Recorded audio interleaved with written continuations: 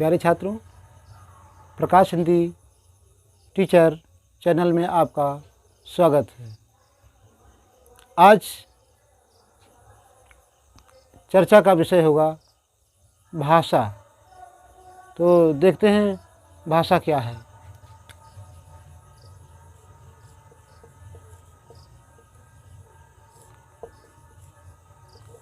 भाषा, भाषा की उत्पत्ति और अर्थ।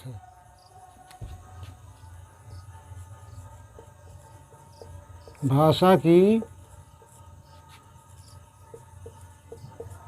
उत्पत्ति और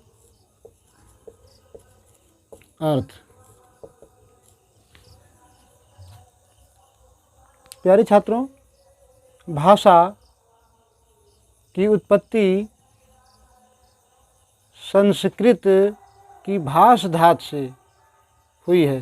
भाषा की उत्पत्ति संस्कृत की भाष धातु से हुई है, जिसका अर्थ होता है बोलना या कहना। अब हम चलते हैं भाषा की परिभाषा। भाषा की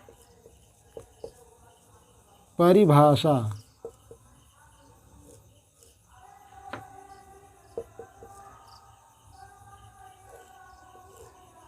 भाषा की परिभाषा क्या होती है?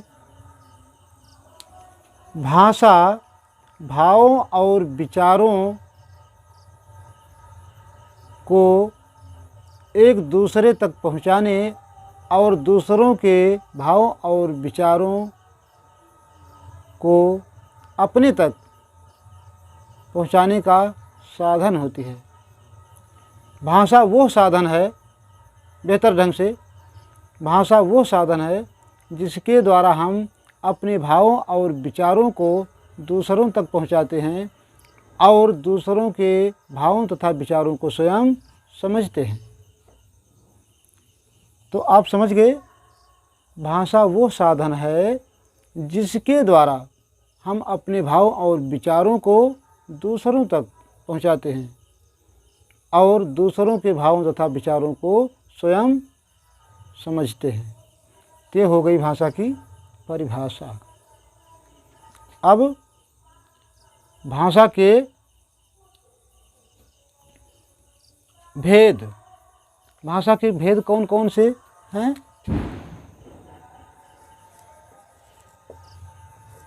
भाषा के भेद।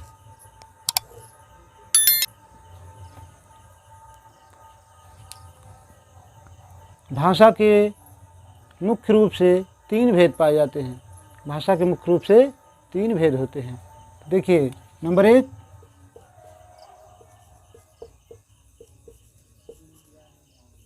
मौखिक भाषा। मौखिक भाषा क्या होती है?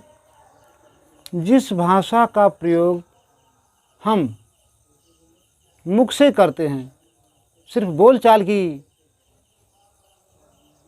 शैली में प्रयोग करते हैं, वो मौखिक भाषा कहलाती है। मौखिक भाषा का मतलब होता है सिर्फ मुंह से बोली जाने वाली भाषा, मौखिक भाषा कहलाती है।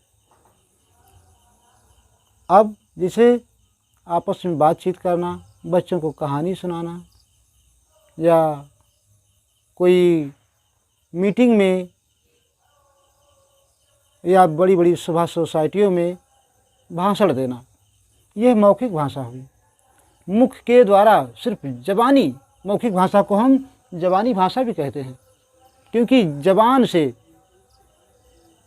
जिसका सिर्फ उच्चारण किया जाता है, बोला जाता है, जो वो मौखिक भाषा कहलाती है। जैसे नेताजी का भाषण देना, घर में परिवार के साथ बातचीत करना, यह मौखिक भाषा है। नंबर 2,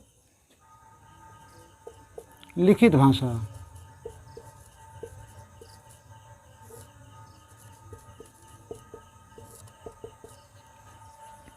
जिस भाषा का प्रयोग हम लिख करके करते हैं वो लिखित भाषा कहलाती है। जैसे अधिकारियों को पत्र लिखना, रिश्तेदारों को मोबाइल पर मैसेज करना, यह लिखित भाषा कहलाती है। लिखित भाषा का मतलब जिस भाषा को लिख करके हम दूसरों तक पहुंचाने का कार्य करते हैं। अपने भावों विचारों को, अपने भावों और विचारों को लिख करके हम दूसरों तक पहुंचाते हैं, वो लिखित भाषा कहलाती है। जैसे पत्र लिखना, मैसेज करना आदि। नंबर 3,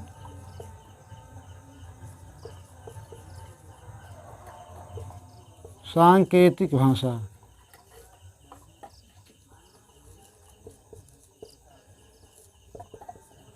सांकेतिक भाषा अपने भावों और विचारों को जब हम इशारे के माध्यम से दूसरों तक पहुंचाते हैं तो वो सांकेतिक भाषा कहलाती है। संकेत का मतलब ही होता है इशारा करना। अपने भावों और विचारों को हम जब इशारे के माध्यम से, संकेत के माध्यम से दूसरों तक पहुंचाते हैं तो सांकेतिक भाषा कहलाती है। जैसे विद्यालय में चपरासी का घंटी लगाना, रेलवे लाइन, रेलवे स्टेशन या जो है चौराहों पर यातायात नियमों का पालन करने के लिए लाल नीली पीली बत्ती का प्रयोग आदि जो है सांकेतिक भाषा कहलाते हैं। तो ये है भाषा के भेद हो गए। कितने हुए? मौखिक, लिखित, सांकेतिक।